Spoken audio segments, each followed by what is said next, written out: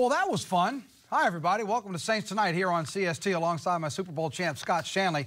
I'm Victor Howell. Our Saints insider, Mike Neighbors, will join us in just a little while from Buffalo to get reaction from what, quite honestly, was just a beatdown today by the Saints. You know, we spent Saints game day this morning talking about a lot of the weapons that Buffalo had. Weather could always be an issue. It's cold. The talent at quarterback, the outstanding talent at running back. Scott, we really saw none of that today, and that's not because Buffalo, I guess, wasn't trying. The Saints just took everything away from Buffalo today. That's right. I think one word to describe it was wow. Everything we talked about in this morning's show, I talked about I want to see this team go away from the dome, run the ball, and play good defense. And it was better than I could have ever imagined, or a lot of the Saints fans out there could have imagined. And this Buffalo team, this wasn't like they were playing the Cleveland Browns on the road. This was a 5-3 Buffalo team who's beaten good teams around the league. And the Saints just went up there and just smacked them up and down the field for 4 quarters. There was never any point in this game where you felt like the Saints had lost control of this game, outside maybe the first drive by Buffalo where they put up 3 points. But the Saints controlled this game from the start. Yeah, they really did, and we're going to break all of that down for you, and we'll get reaction from the Saints. And, of course, you'll hear from Sean Payton and Mike's one-on-one interview with Drew Brees. But we do want to update you on one of the scarier moments, or the scary moment in this ball game, and it happened on a special teams play. Daniel Lasco, and you'll see him highlighted, spotlighted, right here coming in from the left. And you see us on the kick when the score was 14-3, and he goes down, and he went down with what they were describing as a spinal injury. Now, when he was being taken off the field on a cart and eventually to an ambulance to the hospital, he did reportedly speak to his team and talk to him and told them to all finish strong. Well, we can tell you tonight that all things look good. He has movement in all of his extremities. In fact, it's reported that he did fly home with the team to New Orleans, but he will be undergoing more tests on Monday, if nothing else, just for precautionary measures and to make sure that everything is okay. But, Scott, that's certainly one of those, and you see what it meant to the team to be out there by him. From what we've seen over the last couple of weeks, specifically when we've seen injuries that have taken place. Look, you just had a big one Thursday night in Seattle. We've seen a couple in the last couple of weeks in the Superdome. Always a frightening moment, and particularly on special teams, because you know they are going with a full head of steam down. When you see somebody put his head down and then immediately go down, it scares a lot of people, but thankfully it's good news. Yeah, all injuries are bad, but these injuries in particular, when you're running down the field and you see a player, anytime a player ducks their head and bends their head to go make a tackle and they stay down, those are scary moments, those are scary spinal type injuries, and you hope for the best. The fact that he had feeling in his extremities right away was a really good sign. You never want to see an injury like this. When the ambulance comes out, it's never good, but the one thing you saw, the support of his teammates. This team is a tight-knit group, and you can see why they've been winning a lot of games. They care for one another, and it's not just about winning games, it's about caring for one another off the field as well. And hopefully he will be resting well tonight, and again, more tests coming just to make sure that everything is in the clear. Now, let's take you back to the highlights and show you how things developed this afternoon as the Saints were going for their 7th straight win, and as Scott mentioned, Buffalo coming in at 5-3, trying to get in the race. They're just behind New England in the race in the division, and first quarter, 3rd and 1, and LaShawn McCoy, we talked about this morning, the Saints tied for giving up the most runs of north of 20 yards in the NFL. This one went for 36. That's the 10th that they've given up this season, north of 20 yards. 2nd and 12 from the 32, Tyrod Taylor. We focused on him, how his maturity level has increased in the quarterback position in terms of staying in the pocket, but we know how athletic he is, and he makes that scramble for 13 yards. The defense does hold, though, on 4th and 9 from the 18, Stephen Hauschka from 37 yards, and it's 3-0 Buffalo. It took them 4 minutes to go 57 yards on 9 plays. Saints get the ball. Drew Brees to Michael Thomas. That's good for 13 yards. 2nd and 1 from Mark Ingram. Mark gets 1 and then tacks on 13 more. That's a 14-yard gain and a first down for the Saints. Later on 4th and 1, feeling the momentum and keeping it going. Ingram, oh yeah, how about that? How about that? Ducks the head, spins out of it, eventually becomes a 25-yard gain. And when you're working like that, you might as well reap the rewards, and he does. On 1st and goal from the 1, and he takes it in, walks it in. 9 plays, 75 yards in just over 4.5 minutes, and the Saints take a 7-3 lead. Later in the quarter, on 2nd and 5 from the Buffalo 9, about to punch it in again, but wait a second. Brees goes to Josh Hill, and when he turns to try to make some forward momentum, he loses the ball, and Buffalo would recover. The hit was just in the right spot. Josh Hill couldn't hold on to it. New Orleans had 98 yards in the quarter, but that one turnover kept the score 7-3 after 1. So maybe Buffalo grabs some momentum after that. Or maybe not, because the Saints get the ball in the 2nd quarter, and here we go. 3rd and 13 from their own 49. Brees back to pass, steps up in the pocket, finds Brandon Coleman. That's good for 30 yards, and it's the Saints now breaking off some big plays as he gets down to just outside the 20. Saints get in the red zone, 2nd and goal from the 3, and here comes Ingram again. Look at the pile just getting moved. Look at him get shoved from behind. The teammates working it. 14-3. Almost 5 minutes of the possession to go 48 yards in 8 plays, and Ingram's going to go find a fan in the stands and celebrate a little bit. Finding some, hey, how you doing? Nice to see you. Got any wings? 14-3, Saints on top. 1st and 10 from the 20 after the Saints defense holds again. Michael Thomas, good for 22 yards on the Brees pass. 3rd and 4 from the Buffalo 38, and it's the same combination. Brees out of the shotgun finds Michael Thomas, and that's good for 28 yards as Thomas goes up top to grab it, breaks a tackle, and gets inside the 10-yard line. 4th and goal now from the 5. The Saints decide, let's just get some more points, and Will Lutz comes in to do the job. 10 plays, 75 yards in over 4 minutes. It's 17-3 New Orleans, who held the ball for over 9 minutes in the quarter, 6 first downs. Buffalo had 1 first down and 39 yards. That was a sign of things to come as we take it to the 3rd quarter, because it got a lot worse for Buffalo, and it was outstanding for the Saints. 3rd and 5 from their 30. Alvin Kamara, he goes for 12 yards on the little screen pass from Drew Brees. 2nd and 15 from their own 37, and Brees back to pass. Scott, let's watch this one from Michael Thomas. Good for 21 yards. Look at this. 1 defender draped on him, 1 coming from behind. How do you make this catch? Michael Thomas was huge today. A lot of targets, a lot of production. It's good to see him getting involved in this game like this today. They just didn't have an answer for him. Nobody could cover him one-on-one. Look how he elevates and just uses both hands to take the ball down. It's a first down for the Saints. 2nd and 8 from the Buffalo 40, and here comes Ingram again up the middle. And it's not like he's running around the outside, Scott, away from defenders. He's just running right up the gut. That's good for 16 yards. 1st and 10 from the 24. Let's hand it to the other back, or pitch it rather. Kamara will take it. He goes outside. That's 19 yards and inside the 5-yard line. 1st and goal from the 5. Kamara finishes it off. 9 plays, 75 yards, and 5:20. You start hearing these numbers now. 4 minutes, 4 minutes and 40 seconds, 5 minutes and 20 seconds. The Saints are just devouring the clock and moving down the field and scoring. It's now 24-3. 3rd and 12 for Buffalo at their own 23, and Tyrod Taylor, picked off by Sheldon Rankins, takes it all the way back down to the 3-yard line. Hey, let's take a defensive selfie, why don't we? That's great effort. Everybody pile in. Take a picture. Look at us. Attaboy. That's a great play, because on the very next play, it takes 1 play for Mark Ingram to do it. From 3 yards out. And it's 30-3. By the way, the extra point was missed. Now, beginning with that touchdown you saw right there, and as we go into the next Saints possession, they ran the ball for 24 consecutive plays. Scott, I don't even have to look that up. I'm telling you, under Sean Payton, that's a record. They never do this. This offensive line is incredible. I'm going to go out on a limb and say this is the best offensive line in football right now. The blocking that they're performing is unbelievable. By the way, you saw Line. That's Zach Line. You may not have known he's on the roster, but he carried for 9 yards. Alvin Kamara goes for 15 yards. It eventually becomes 1st and goal from the 7, and now he's just showing off. Brees, we're used to seeing him jump over the top from the 1-foot line. How about the feet? How about the fleet feet? Look at him, look at him. He's got it, and he's into the end zone. Brees runs it in from 7 yards out to cap a 10-play, 94-yard drive that took 6:33 off the clock.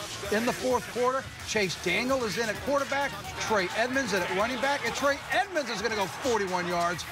In the 3rd quarter, Buffalo had the ball for 3 minutes and a total of 12 yards. In the 4th quarter, Buffalo had the ball for 2 minutes and 50 seconds and a total of 74 yards. In the 2nd half, the Saints outgained Buffalo 252-86. Mark Ingram with 3 touchdowns, 21 carries for $131. Alvin Kamara goes 12 carries for 106 yards and a touchdown. Michael Thomas with the outstanding day, as Scott mentioned, 9 catches, 117 yards. It's the first time in franchise history that the Saints have 2 100-yard rushers and a 100-yard receiver all in the same game. It's now the longest win streak since the final 8 games of the 2011 season, tied for the 3rd best start through 9 games in Saints franchise history. And it was a no-doubter from start to finish. The Saints dominate Buffalo for a 47-10 win. It was a good win, you know, and so, you know, we got, you know, take a peek at the film. I'm sure there'll be some things that weren't as clean as we'd like, but overall, the time of possession, our run numbers were, this is a tough team to play here, but to measure it against other games would be a little early. You ever been a part of a more kind of well-rounded win, offense, defense, chipping in, game like this? I mean, I'd have to go back into the record books, but you figure that Tampa game, like, what, 4 or 5 years ago, where it was like 40-0, I think that was probably well-rounded. The way that the defense played, the way we rallied, where we came in, you know, for the halftime adjustments, and not only, you know, saw that they had scored 3 points, but we wanted to eliminate that. They ended up scoring in the 4th quarter, and that's something we'll clear up. Been a part of a lot of games in the NFL. You ever been a part of a game where you ran the football that many plays in a row? Yeah, we were talking about that just earlier. I mean, I don't think so. You know, that was. You know, that's where you want to be, right? I mean, anytime you can run the ball, you know, that successfully, and you know, Sean's calling it that way, and he keeps dialing it up. I mean, that's as an offense. I mean, it's difficult to defend. You think Sean's on purposely not trying to smile a little bit all business there with his dominating performances his team had today? You heard him mention the time of possession, over 41 minutes of time of possession for the Saints today. It was unbelievable. I don't think I've ever seen anything like it from this Saints team. The one thing it reminded me a lot of, if you just go back to last year's Cowboys team when everybody gave that offensive line a lot of love, they controlled games, never played from behind, and just kept their thumb on people the whole game. This is what this Saints team is starting to remind me of. And people around the league, they got to start giving this offensive line some love, because when you see them today blocking a good Buffalo Bills defense, and they're blocking. Now, they had 8 men in the box, so they have one extra guy to defend the run, and they were still getting mauled. That says a lot about the type of movement that this offensive line was getting throughout the game. Now, you're talking about the accolades of the offensive line. I remember covering you at the Super Bowl when that offensive line won the award for best, so that's certainly getting some high praise from you if you're saying that they're right now some of the best in the league. We've seen that. 48 carries combined for the Saints, 298 yards, 6 touchdowns in the rushing game. So I want you to take me to the other side here now, because you play defense. How demoralizing is it when you keep seeing them coming downhill? And again, it's not like they're running outside and around the tackles. They were running through everybody today. You played on the defense. What's the feeling like for Buffalo when this just keeps punching them in the mouth? There's no more demoralizing or helpless feeling when you know somebody's about to run it and you still can't stop it. Buffalo did not tackle well, but a lot of that is because of the will that the Saints were imposing on them throughout the game. It was just a battle of wills, and they just wore down at the end. What today's game looked like was a youth football team that was just a heck of a lot better than the other team they were playing. I've never seen anything like this in an NFL game where you knew it was going to be a run every single play, and they just marched right down the field. And that's why I think you got to give a lot of praise to this offensive line. Watch this block right here coming up. That's why it's highlighted as you just look. That's just like a toy. It just shoves them out of the way to clear the path for Drew Brees. It was just that kind of dominating day for the running backs and for the offensive line. And you're right, to have that kind of day for the running backs who put up the big numbers, you have to credit all the big men up front. They cleared the path and just let them come right down the middle and run right over everybody. And I am sure there was nobody smiling more in Buffalo than our own Deuce McAllister watching the position he played have it clear all day long. And as he always does on road games, Deuce stopped by to talk to Mike Neighbors and give us his thoughts after today's dominating performance. All right, guys, here in Buffalo, if there was ever a game made for Deuce McAllister, this was it. I think, well, I'm going to say over 30 straight running plays in this game. You ever seen a game like this? Not 30. You know, that brings you back to the old, you know, Nebraska, Oklahoma days, college football, where, you know, the forward pass, it was an afterthought, but I mean, they really got after him up front. You know, I felt like they could run the ball, but you know, the way Max Unger and Andres Pede and Larry Warford worked inside, you know, whether it was the cutoff blocks or whether it was the double teams. But don't get me wrong, Armstead and Ryan Ramczyk did really well, you know, particularly on those 3 toss plays that they ran to Alvin Kamara. But, you know, the inside run game was just really, really impressive. To me, this running game has just exploded, and it's great how these guys feed off each other. I'm sure you can appreciate that. Well, yeah, they definitely feed off each other, but the one thing that it doesn't make them do is, you know, they don't have to run certain formations. You know, they can really just continue to rotate their personnel in. And, you know, one of the things that you saw was a little ghost motion, and it was kind of odd because it was ghost motion behind, as it would Ted Ginn Jr. And so we've seen them run the speed sweep, and they ran it once or twice today with him. And, you know, a lot of that is window dressing. You know, you want the eyes of the linebackers or safeties to kind of pause. And if that happens, then these linemen are able to get up to second level, or, you know, they're able to at least get one step on leverage. And, you know, those backs are doing just an outstanding job of breaking tackles, you know, take care of the football, because that's where it all starts. But once they're doing that, I mean, it's fun to watch. Some amazing numbers this year, but to put the amount of points they put on the board without a passing touchdown, it just shows how good this football team is. Yeah, I mean, it was, 6 rushing touchdowns, first time in the franchise history. You know, even the quarterback got involved, and it wasn't just a 1-yard leap over, you know, over the top. But, I mean, it was impressive to watch. I was tempted to come down myself and just try to get in some of that action in the fourth quarter. But for me, I was only going to be good, you know, 10 yards and in. You know, all that other extra stuff. My money would have been on you, actually. 10 yards and in, I was good, but anything over 10 yards, not good. Talk about this team right now. I mean, the NFL, the whole country's taking notice, but it's 7 games in a row. by 18 points per game. The way they're winning, I mean, how surprised are you? I mean, nobody really expected this kind of turnaround, but they're surprising people week after week now. Yeah, I mean, and to be honest, I saw an 8-8 to maybe 10-win team. They have exceeded all expectations as far as that's concerned. You know, they're not perfect. They're not humming yet either, and that's the scary part about it because there's still things that they can clean up. You know, they missed the extra point today. You know, you go back, they had a bust on a big third down play. Penalties kind of wiped it out. They had another fumble inside the red zone, and so when they can clean those things up, this team gets scary. I mean, but they have the potential to be one of the better teams in the NFC. And finally, you mentioned scary with so many young guys on this football team believing now. That has to mean something moving forward here. Well, it believes you can win a game. You know, now the question is, all right, can you enjoy this game and go win the next game? You know, and particularly when you talk about the next game being an NFC opponent. You've already lost once to an NFC opponent, and that being Minnesota.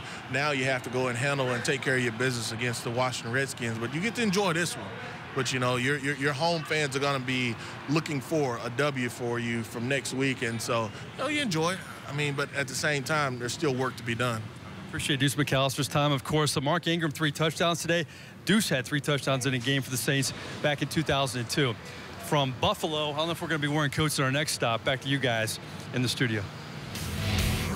Guys, thank you so much. We'll be back to hear more from Mike in just a moment as we take a look at the final numbers. And it's just, as we talked about, it's just dominating. Look at the first downs, the total yards, as we mentioned. The Saints just blew out Buffalo. I'm not going to say that they quit and threw up the white flag, but when you see the numbers, particularly in the second half, it's just like, it's almost like they came to the realization it's not going to be our day because they realized they couldn't do anything to stop New Orleans. Yeah, that's exactly what happened. On defensively, when you put everybody in the box to stop the run and you still can't stop it, it's throwing the white towel because it's done. And you can see by those numbers, that game was just controlled from the onset by the Saints. I don't think I've ever seen a time of possession like that. And the way this offensive line just controlled this game, and the defense continues to play great. Arguably the best defense in the league since week 2. I think this team has a lot to be optimistic about, and they know this home stretch. It's all about trying to capture some good seeding in the playoffs, hopefully. See a team rush for over 295 yards and go 6 touchdowns. It's happened 3 previous times, and I believe the last time was like 1957 or 56, somewhere in that time frame. The old Cleveland Browns, the last one to do it. So it tells you how dominating the Saints were today in that rushing game, and it's the first time for New Orleans to rush over 250 yards. Just go back to 1986 to find out when the Saints found that kind of success in the rushing game. Of course, as Scott mentioned, the running backs did very, very well, but you have to give the credit to the guys up front who were kind of clearing the path for the guys, and Mike Neighbors talked to one of them after the game.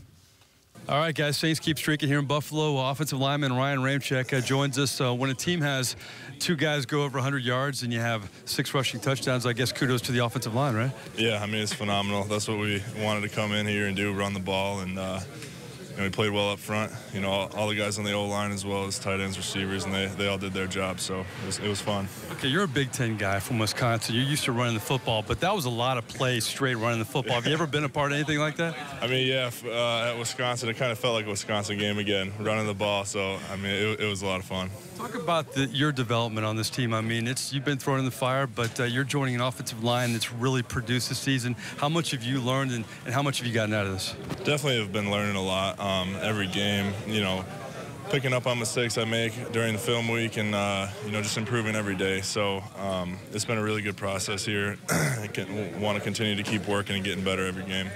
Both sides of the football, this rookie class of 2017 is shining, from yourself to Lattimore to Kamara. I mean, you got Marcus Williams. How much pride do you guys take in producing this much as a rookie class? Yeah, it's exciting when you get a rookie class like this that you know, everyone's being playmakers, really. And, you know, it's cool to be able to come to this team and share that with these guys and the rest of the team.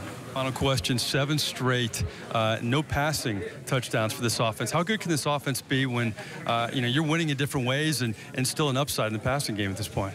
All right, it's huge to be able to run the ball like we did today. And, you know, obviously it's going to open up the passing game. And when we can control the clock and control the pace of the game and run the ball all the way down the field, I mean, that's huge. So I'm sure we're going to keep running the ball, looking ahead, and look forward to it. All right, I appreciate your time. All right, thank you. All right, Saints offensive lineman Ryan Ramczyk hankering back to his Badger days here in Buffalo. Back to you guys in the studio. Mike, thanks so much. We spent a lot of time giving the credit to the offense, and rightfully so, but how about that Saints defense performance today? They almost had kind of like a day off. We'll talk about their performance when we come back, and we'll look ahead to the Saints' next opponent, the Washington Redskins. They were at home hosting the Minnesota Vikings. That result plus a look at the NFC South when we come back on Saints Tonight. Welcome back, as we've been having a lot of fun talking about the big day for the black and gold up in Buffalo. And as Mike and Deuce were talking about earlier, Saints fans and us, we could be talking about it for quite a while. The Saints have got to turn their focus back around and put it back to work next week when they get ready to take on the Washington Redskins. And we spent the first segment talking entirely about the offense and the way they dominated the front line. But let's talk about the defense and maybe, in a way, special teams. I don't know if you're big on social media, but Mason Thomas Morstead somehow entered his name into the inactives because we never saw him. He didn't punt one time today because the offense was so good and the defense kept Buffalo off the field. But let's talk about the defense. You were talking about this morning on Saints Game Day what travels well when you're going to an environment like Buffalo, the rushing game and then the defense. You've got an elusive quarterback. You have a big-time running back in LaShawn McCoy. They finally got a deep threat at wide receiver in Benjamin, and none of it came to light today in Buffalo. Why? Just complementary football. You look at the offense and controlling the game. We talked about the offensive line running. When you run the ball that well, you keep your defense off the field. The Saints defense gets a lot of rest. But defensively, you're not giving up big plays. You're not giving up explosive plays. You're not getting down in games, making the offense panic. And just like I talked about before, if anybody saw last year Dallas Cowboys, it's the exact same formula. Trust your offensive line. Trust your running game. Don't put your defense in bad situations. And they're just playing good complementary ball. I mean, really, for Buffalo, you had that one opening drive where they started to threaten for a touchdown and settle for a field goal. And then after that, that was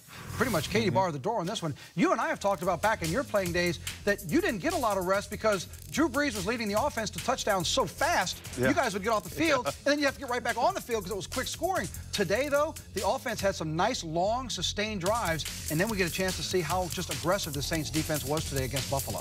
Yeah, and they did a good job. Like I said, I think the biggest improvement that this Saints defense has had is not having those deep, explosive pass plays go over the head. Those are demoralizing plays to a defense, and I think when the offense runs the ball this way, now defensively you can hunker down, you can bring some more heat because you're not trying to catch up and force all these turnovers. You don't have to be super aggressive on defense. And like you alluded to, in 09 through 11, our offense was getting out to 14-0 leads. So at that point, we're just running prevent defense, don't give up the big plays. They may move the ball, get some yards, but this defense is allowed to be aggressive because of the offense is playing. And you can see the way they're celebrating and the enthusiasm on the Saints sideline with plays like this, and it's kind of almost relates to what you were talking about with the Saints offensive line. All these highlights we're just looking at from the Saints defense, that defensive front line was causing such a cluster right there at the point of attack and in the backfield. Everybody from Buffalo was having to go to the outside, which all of a sudden, that's when you see DBs come flying into the picture because the front line did its job. The defensive line is getting great push, and just like we talked about the offensive line, the defensive line is changing the line of scrimmage. This game is all about maintaining your territory, not letting anybody push you back, and the defensive line is doing just the same thing the offensive line is doing. And when you do that, the secondary can cover a little bit longer, the linebackers can flow downhill. Linebacker's best friend is a defensive line that gets penetration, and they're definitely doing that right now. This is now the fourth straight game that the Saints defense has given up 17 points or less. It's the first time that's happened since 2013. Sheldon Rankins, one of the many that had big plays, including getting his first interception.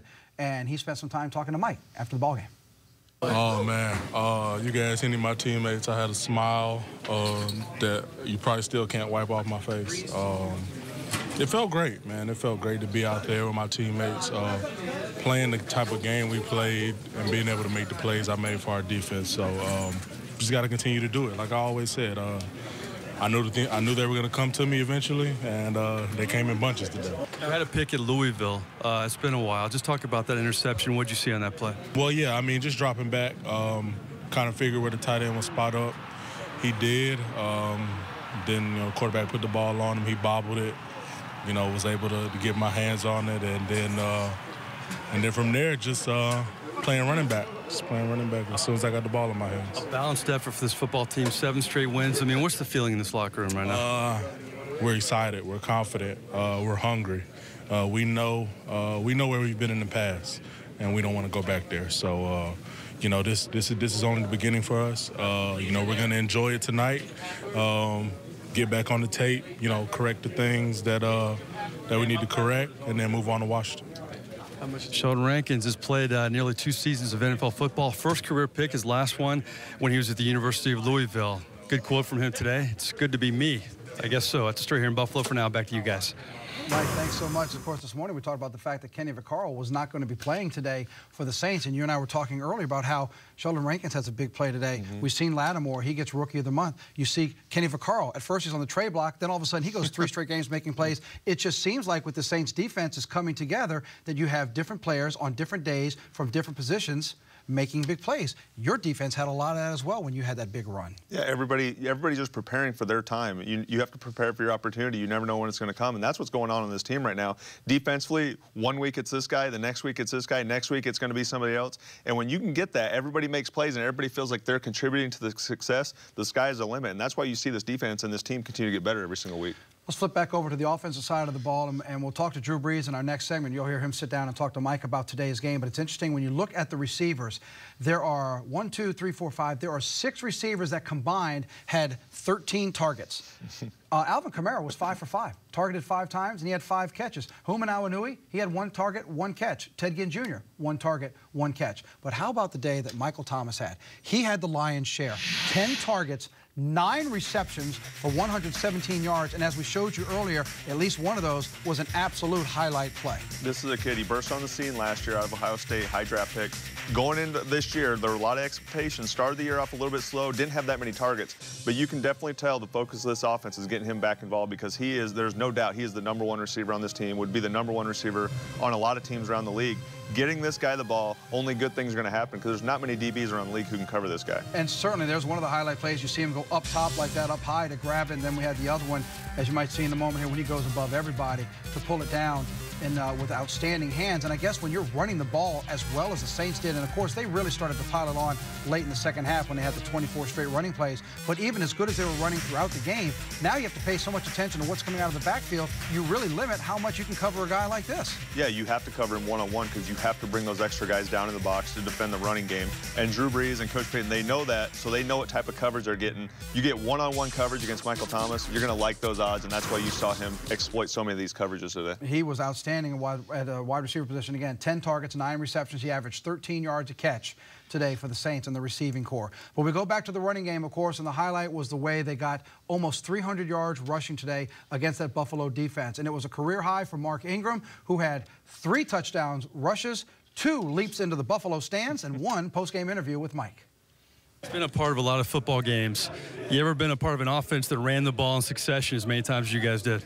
We had a great game today, man. It was amazing. That 95-yard drive, all runs, that's nothing but a testament to that offensive line, the receivers, the tight ends, the fullback, imposing their will, being physical, and giving us, you just had to run. You just had to run, and it was happening, and coaches were calling it, coaches were dialing it up, and we was having success, man, so that's a blessing. How much do you and Alvin feed off each other? Seems like it's been a winning recipe, obviously, this year. Man, we go good together, man. The combination, we push each other, we compliment each other. We're always talking about what we're seeing out there. We compete against each other, and we just want to continue to, be the best duo in the league. That's what we strive for. That's our #1 goal. I gotta ask you, on one of those early touchdowns, the Bills fans were kind of tough on you a little bit. Threw something on you?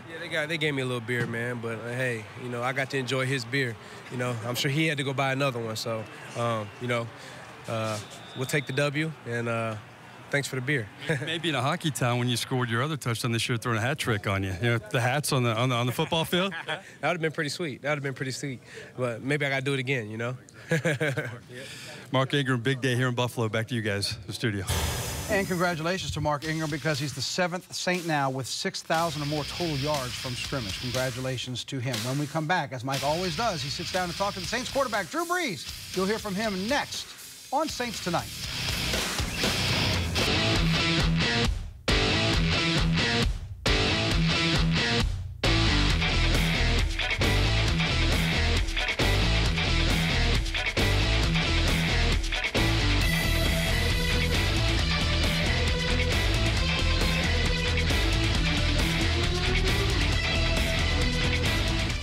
Weeks ago on Saints Game Day during What's More Likely, Mike asked us about one of the more disappointing teams, and my answer was the New York Giants. Oh, yeah. Just so you know, San Francisco got its first win of the season over the Giants, and now Cleveland is the last winless team in the NFL. Of all the accolades for Drew Brees, they just keep on racking up with today's win. Once again, when he was very efficient, threw for under 200 yards, didn't have to throw for a lot, didn't have a passing touchdown, but did have a 7-yard touchdown run. With the win today, it is now his 50th road win with the New Orleans Saints, and probably much more than 50 for his post-game interviews after the big win when he sat down and talked to Mike. All right, Saints win their 7th in a row. Drew Brees joins us here in Buffalo. You talk about complimentary football all the time, but offense, defense, have you been a part of a more well-rounded win than this one? No, it was pretty well-rounded. I think we came in knowing that we needed to be able to establish the run, really just establish the line of scrimmage. Got a lot of respect for Sean McDermott, the head coach on the other side, and the system that he's brought from Carolina, and just that winning culture, And listen, they were a 5-3 football team and playing very well at home, undefeated at home, 4-0 at home. So for us, we knew the type of challenge it was going to be coming into this environment, tough place to play. But just felt like, let's establish the run, let's convert third downs, let's get some points, let's get some momentum and get ourselves into this thing. And defense played great, made a bunch of big plays, got the turnover, big Rankins. That's right. Getting the interception. You don't see that every day from a first pick in the NFL. Yeah. Yeah, from a nose tackle. But yeah, he did a great job. And I think at that point, that kind of blew it open, because we 17-3 at half. We go down and score the first drive of the third quarter, 24-3, and then he gets the interception, and we convert that to points right away. So at that point, we felt like we were rolling. I know you like your buddy Thomas Morstead, but you like it when he's not on the field. No punts. You guys were almost perfect in terms of scoring drives. You had the kneel downs at the end of the game. You had the fumble. But how satisfying is it to put points on the board on almost every drive? Yeah, I mean, listen, when you can look at the drive sheet and it's 9-play drives and 10-play drives and 14-play drives, I mean, that's a good thing. That means you're doing something right. You're running the ball well. You're converting third downs. And then inevitably you're going to get points, and touchdowns are obviously what you're looking for. And I think we were 5 of 7 in the red zone. So, we can continue to improve in every area for that matter. But certainly when you look at the rushing average, yards per carry, and just the overall efficiency, it was pretty good. Been asking a lot of your teammates this question. You've been a part of a lot of football games. Have you ever been a part of a game plan where you ran the ball in succession that many plays? No. Easy answer from you, right? Yeah, I mean, for me at that point, it's, hey, manage the clock, make sure, we're getting lined up. And if you're supposed to be on the ball, you're on the ball. If you're supposed to be off the ball, you're off the ball. And whatever it takes, though, right? Yeah, listen, just do your job. Third down big. Talk about Michael Thomas in this game. Over 100 yards receiving early, but some huge third down catches today. Yeah, he did. Went up above his head, made some really nice plays. I think, too, just, again, from a momentum standpoint, one of those is 3rd and 9. Goes up, makes a big play. Another one's like 2nd and 20. Goes up and makes a big play. And it just, flips the field, You're in your territory, you're at midfield, and all of a sudden now you're in scoring zone, and it just keeps, really kind of gives everybody a good, boost. Great for momentum. You guys finally 7 in a row, but you're winning by an average of 18 points per game. The way you're winning, is any of this surprising you at all? The way you've rebounded from that start and playing the way you are now? Well, again, you're waiting for something good to happen because you feel good about your process. You feel good about the way that you've worked to get to this point, and you just need a little bit of validation. And once you get it, you can continue to stack win after win, and you build confidence, and then you feel like the sky's the limit. We feel like the sky's the limit. We haven't played perfect football yet. I mean, there's still things today, even as good as we were at running the football and some other things. I know there's definitely areas where we can improve, and that's the mindset with this group. We're going to stay humble, stay hungry, and we know that as we go along here, the games only become more important, and we want to be at our best when those games arrive. All right, nice one. I appreciate your time. Thank you. All right, Drew Brees here in Buffalo. This team winning in different ways, guys. Amazingly, they scored 47 points without a Drew Brees touchdown pass. Back to you in the studio. Mike, as always, thanks so much for your work up there in Buffalo. We will see you next week, and when we come back, hey, Dallas, how's that working out for you with Zeke Elliott and suspension? They were in Atlanta today. They wish they weren't. Highlights coming up as we wrap up Saints Tonight. Here's a matchup of two teams the Saints will face. They've got to face the Buccaneers again, and they'll face the New York Jets in the middle of December. The Jets were in Tampa to face the Bucs in search of their 3rd win of the season. 3-0 in the 2nd quarter when Josh McCown just lets one rip, and Tampa Bay's Brent Grimes picks it off and takes it all the way back to the Jets' 32-yard line.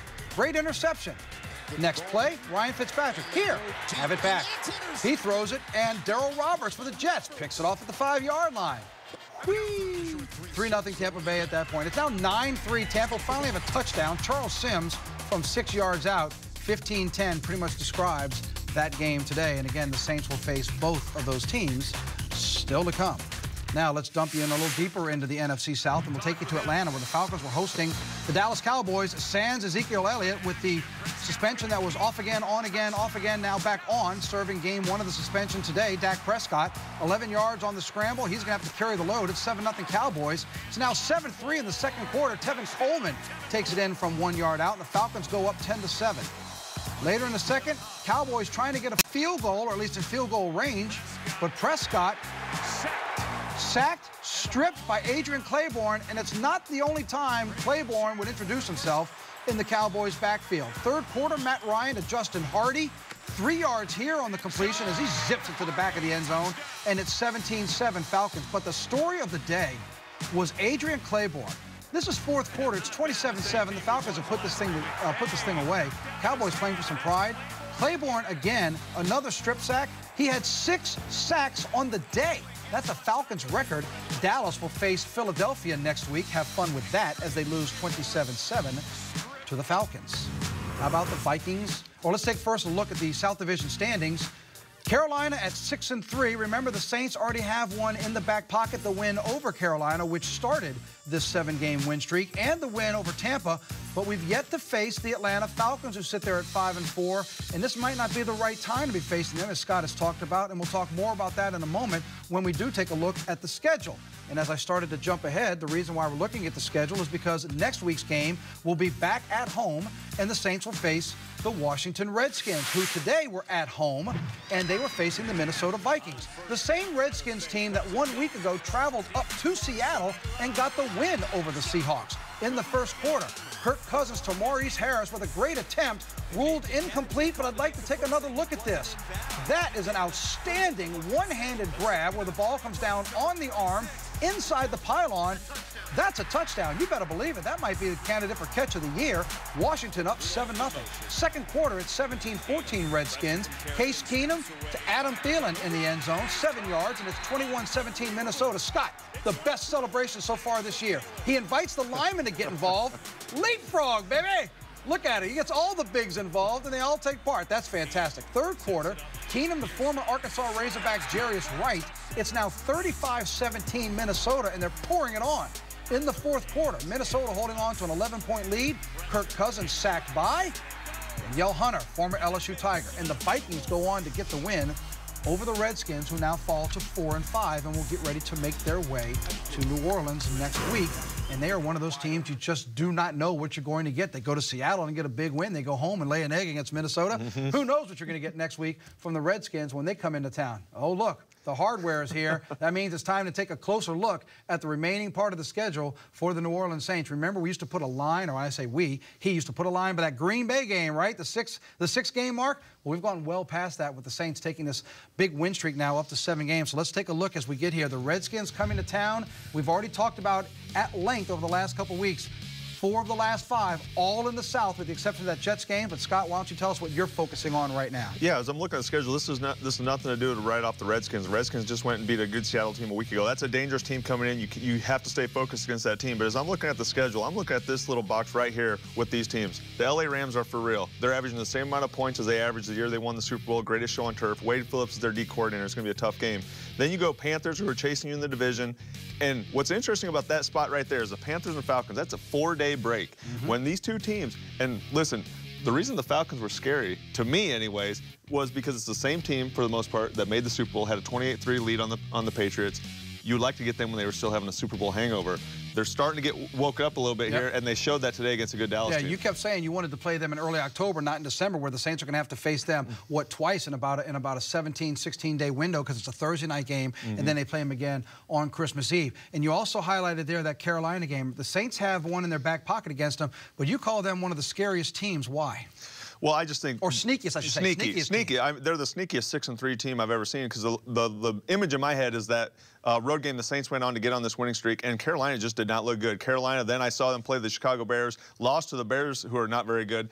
But Carolina, somehow, some way, they have 6 wins. They have a dynamic quarterback. When he's on, he's streaky. But that defense continues to carry them, and they're a dangerous team if you continue to let them hang around in this division. Nice thing maybe for the black and gold is that Carolina has to come here. You already got that one in your back pocket on the road, and they'll make the trip here. But before you get to all that in that big, important 3-game stretch that starts out in L.A., you're coming back home. And you notice they're also on the schedule. There's only one portion of that schedule schedule where you have back-to-back games either on the road or at home, and they are home games. The Jets and then the Atlanta Falcons back-to-back weeks. Everything else alternates, so you played on the road today. You're back home next week against the Washington Redskins, and he and I will be right back here next Sunday morning at 10:30 to kick off another edition of Saints Game Day. Our Saints insider Mike Neighbors will join us from the Superdome to get you ready for the Saints and the Redskins, and then next Sunday night, join us as we recap it all on another edition of Saints Tonight. Deuce McAllister will be here in the studio with us. Mike Neighbors gets all the reaction from the Saints locker room, including his interview with quarterback Drew Brees, and Eric Ritchie will take you behind enemy lines, and we'll see what the Redskins have to say after next week's game. But what a fun day it was for the black and gold. What a big weekend in New Orleans